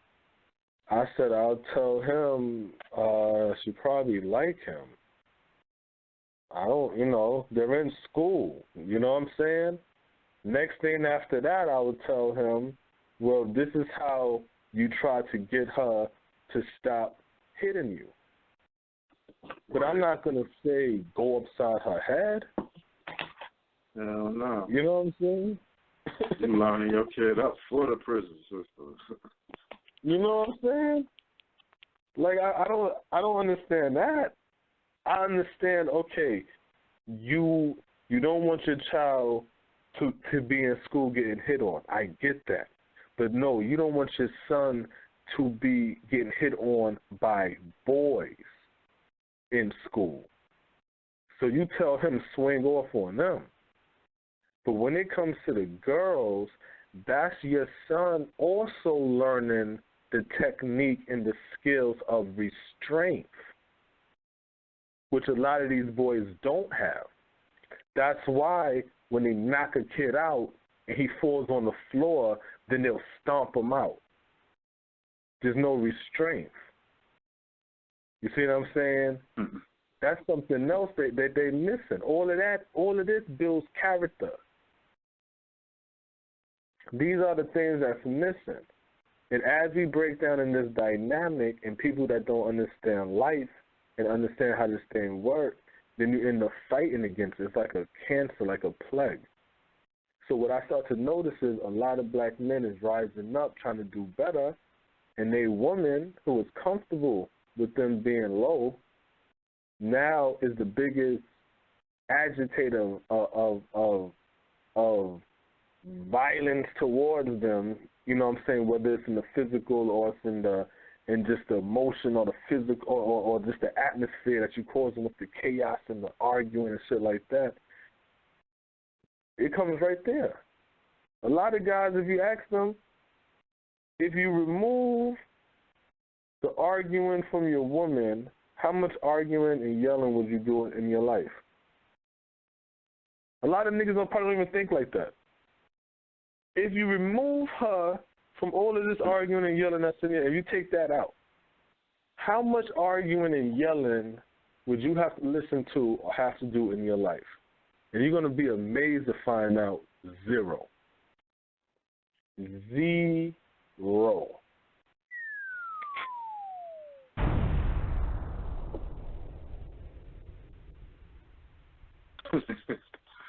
Straight up. Straight up. Yo, I forgot, how, and that's why I had to have that conversation with myself, and I was like, do you feel like arguing? No? Well, then don't bring this shit up. Because I'm sitting down and I'm thinking, I was just thinking to myself, like, yo, I remember when I used to just be able just to sit down, my mind used to be so clear. I used to just be able to just sit down and just think of whatever thoughts I want and knew how I could manifest that shit into reality. You know what I'm saying? Now sometimes I have a headache. Yeah, sometimes I'll be having a headache and shit like that. I don't even be having headaches prior to me meeting her. I never had headaches, none of that stuff. I used to look at people like, I think like the new age dude, in order for him to be like successful in a relationship with women, like the way women are. I mean, of course, not all women. You always got to put that disclaimer in there. You know what I'm saying? Yeah. But the way it is like you got to be a simp. You pretty much got to be a simp-ass nigga to have a successful relationship with the average woman. Because it's like you got to back down from their aggression. You got to listen to what they say out all the time. You got to fulfill all they want. You got to mind read them. You got to read their mind now. You got to do all of that.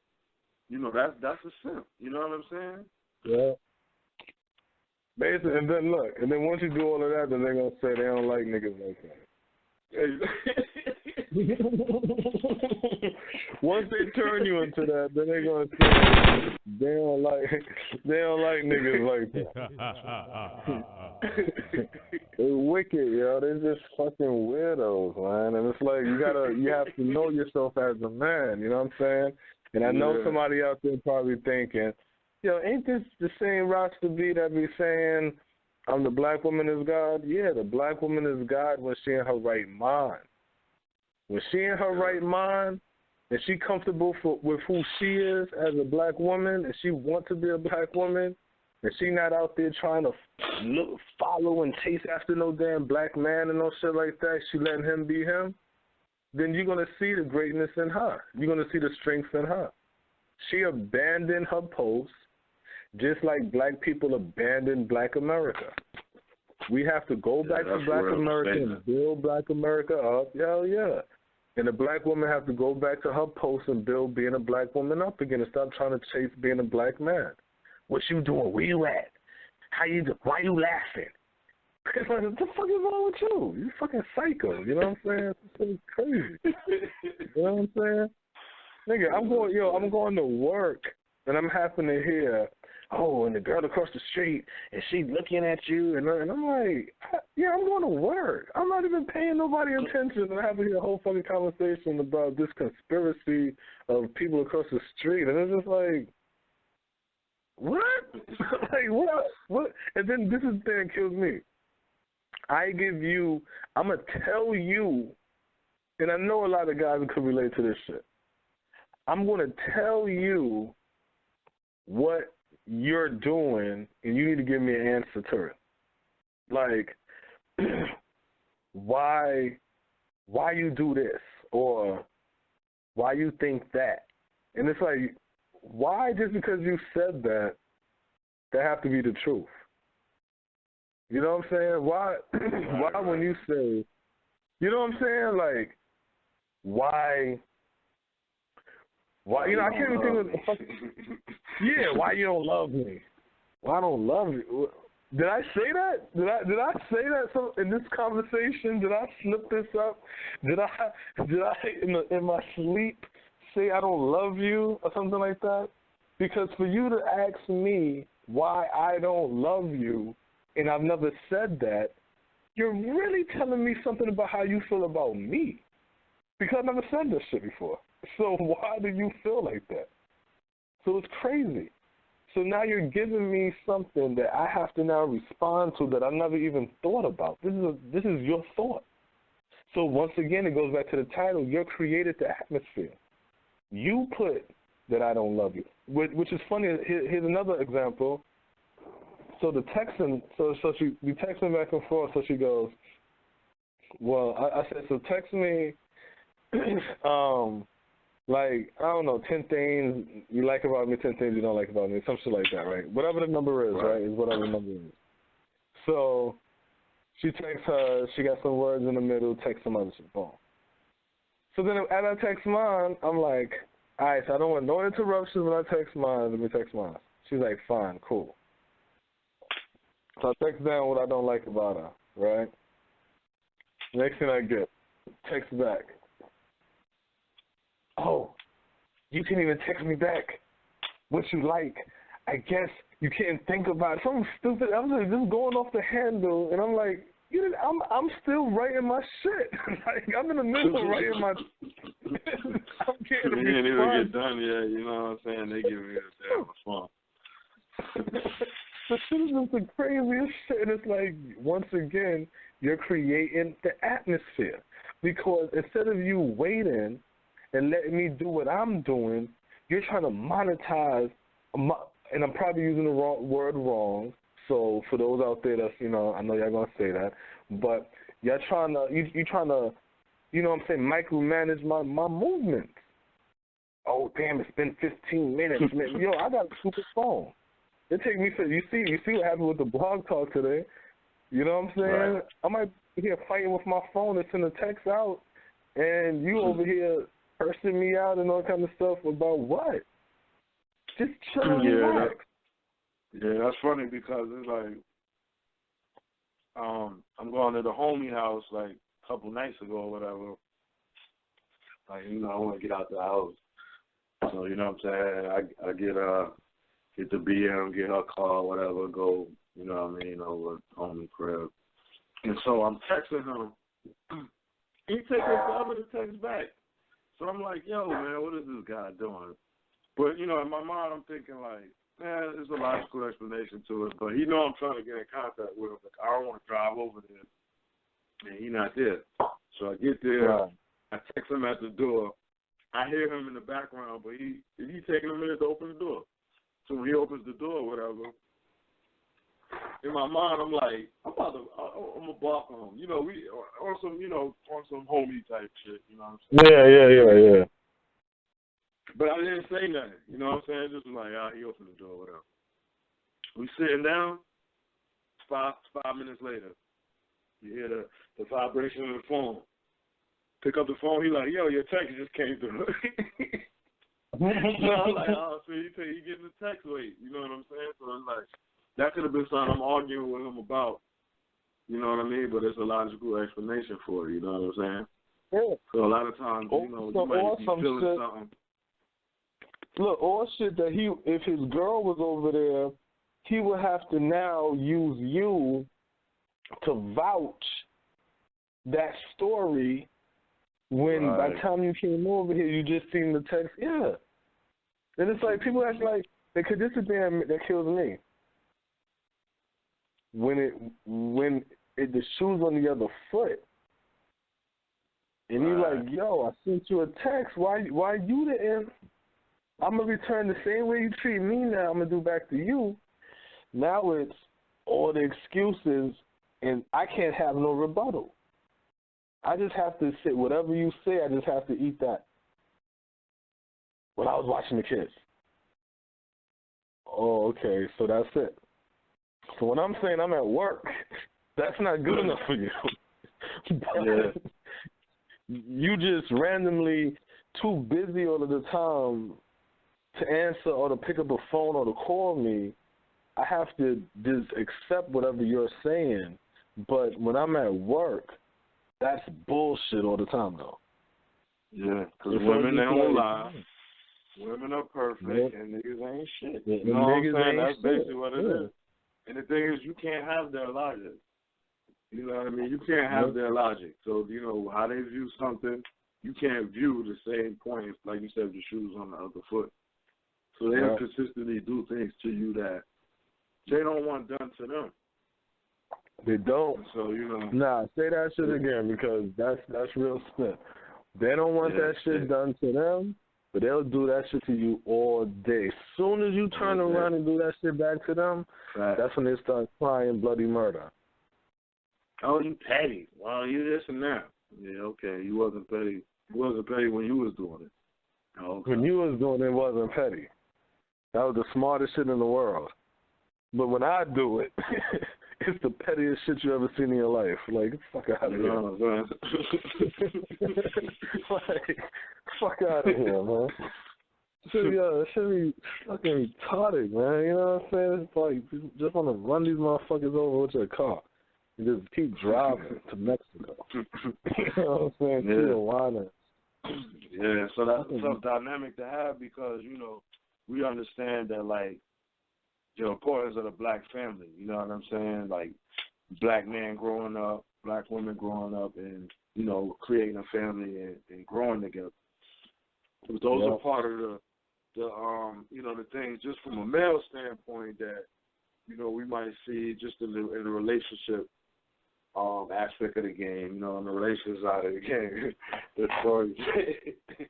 You know what I'm saying? It's like on the relationship side of the game, you know, those are some of the things that, you know, we see that contribute to that friction, you know what I'm saying?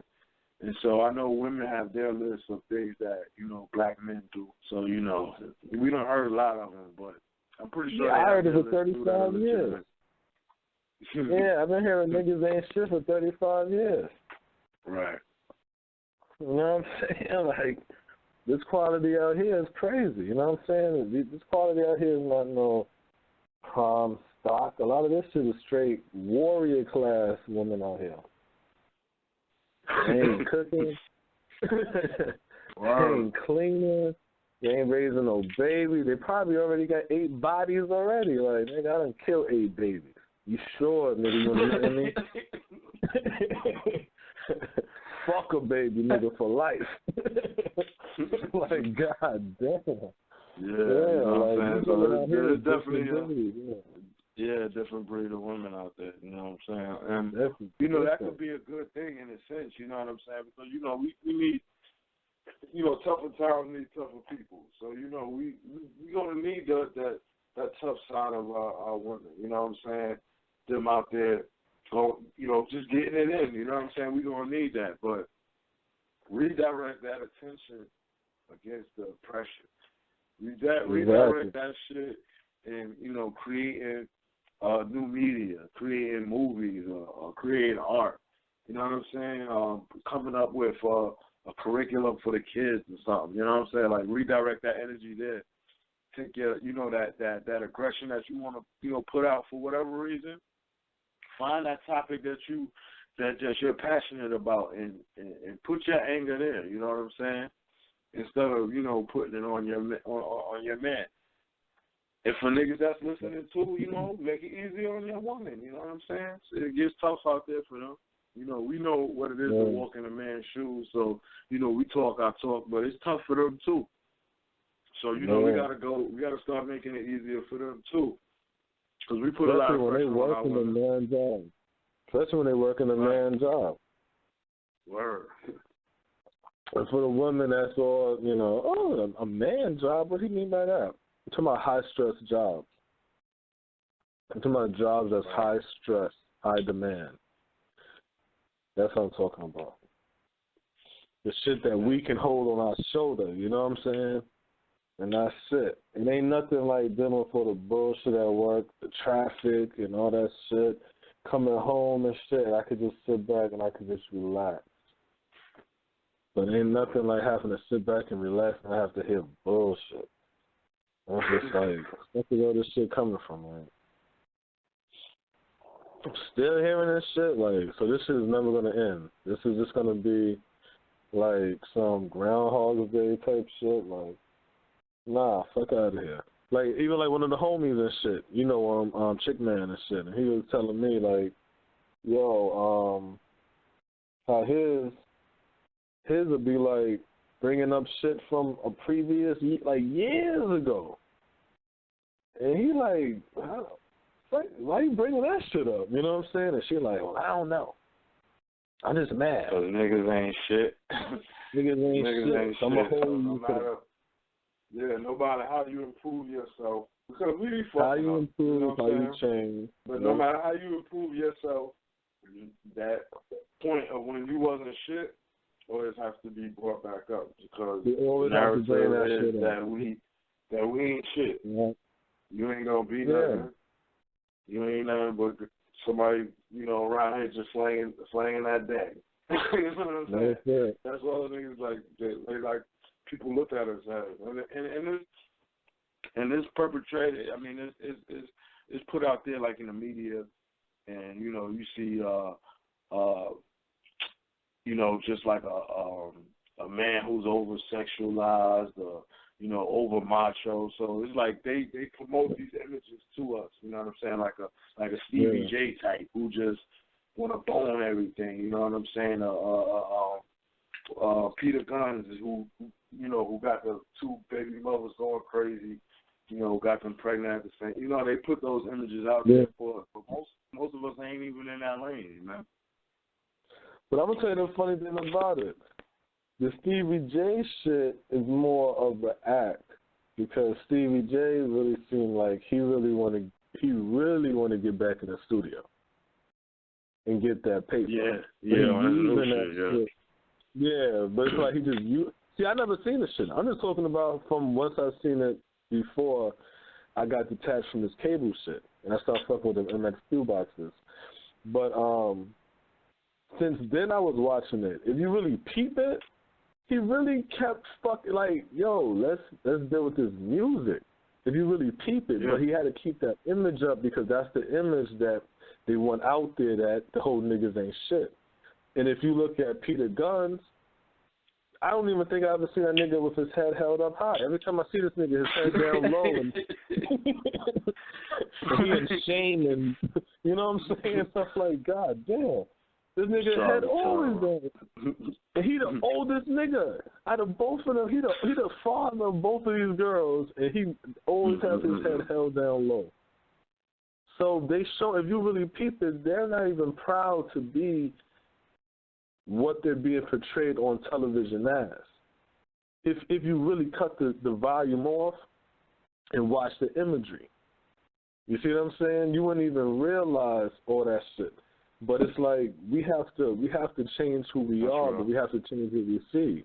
A lot of times we watch this shit and think this shit is real, but this shit is make-believe shit. And they want us to be that, so they show it on television. And then we think this is a good image for me to emulate because I don't know who I am. So instead of me trying to be a better me, I'd rather take bits and pieces from these different characters I see on television so I could be that. But you don't know, that's not from television. That's from somebody's notebook pad. You don't even know that person. And you letting that person write your life. Yeah, they're trying to write your life, your image. You don't even realize that shit. So that shit is crazy, you know what I'm saying? So it's like,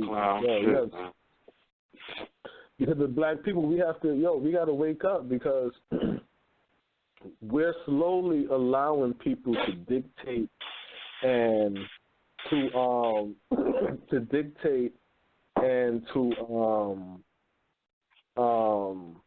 recreate who we are, right? Now, we got 2 minutes left. The guest calling number is 646-716-4654. Again, that's 646-716-4654.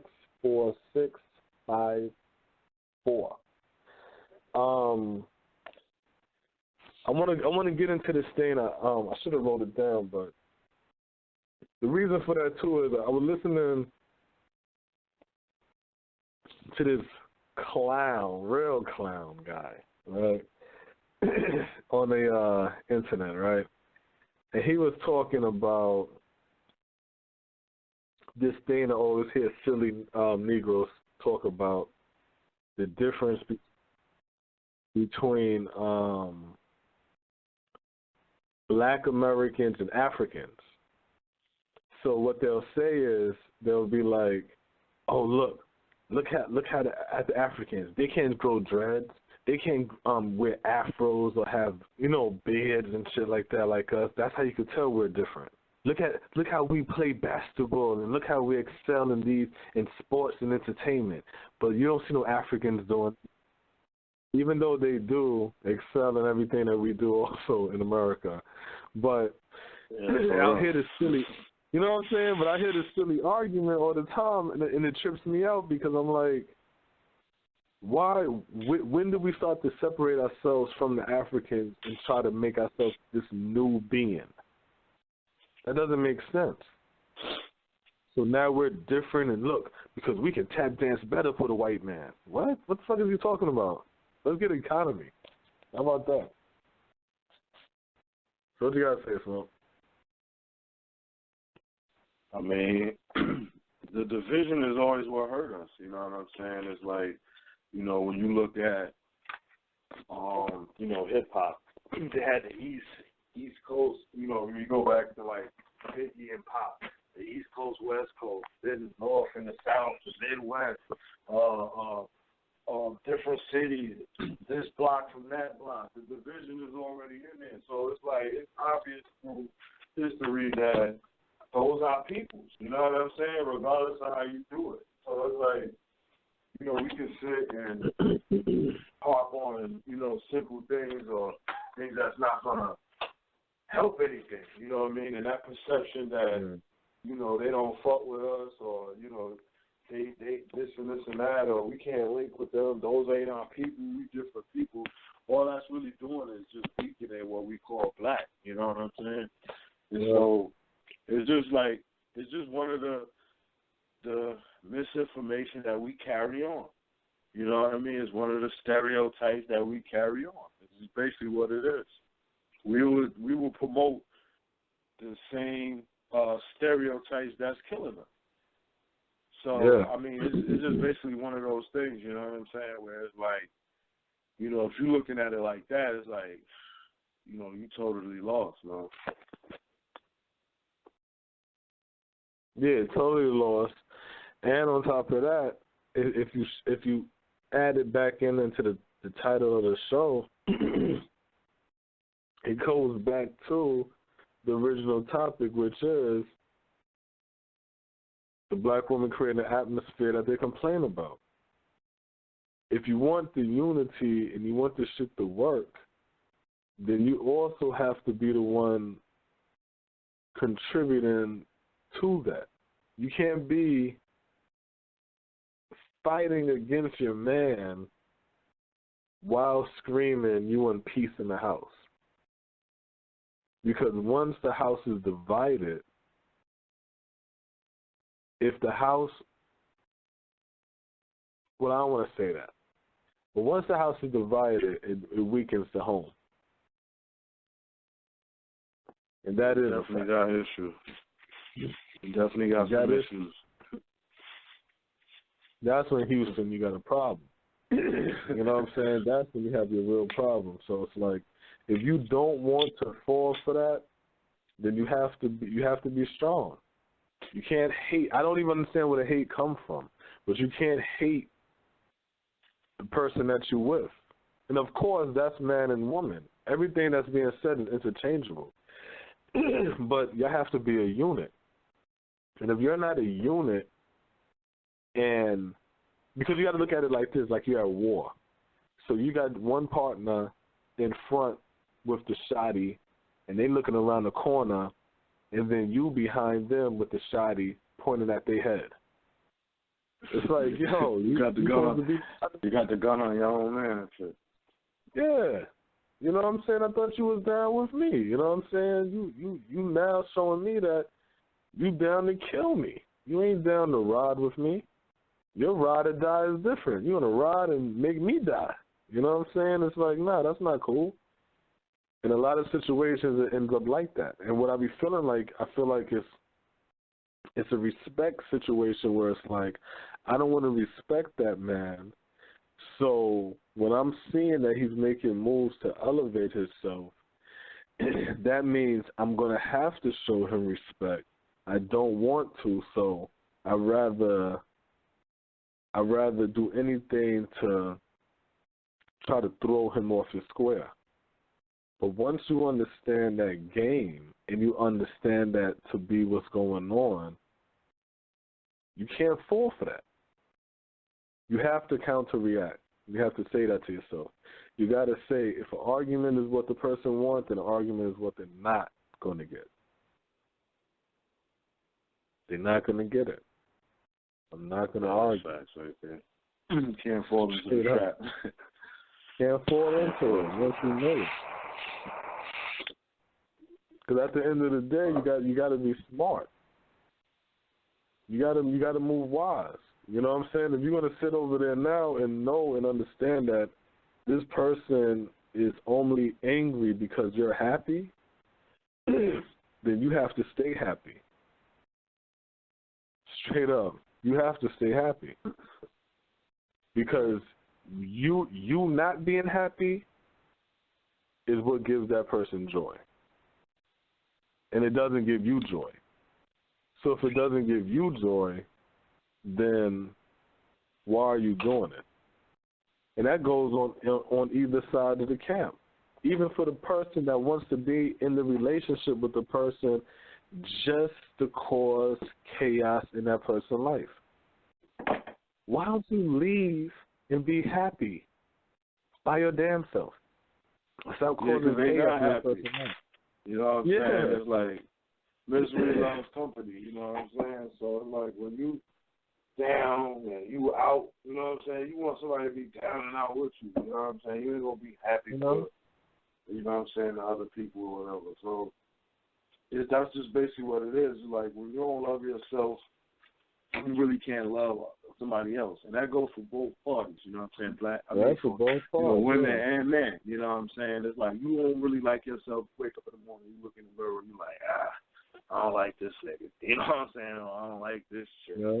Whatever it is, you know what I'm saying? It's hard for you to love somebody. So I mean, the real reality of it is like, with just black relationships, is like black people we don't love ourselves. So it manifests in our relationships. And, you know, just speaking from a man perspective, you know, those are some of the ways that we spoke about that, you know, we might see in women that we deal with or whatever.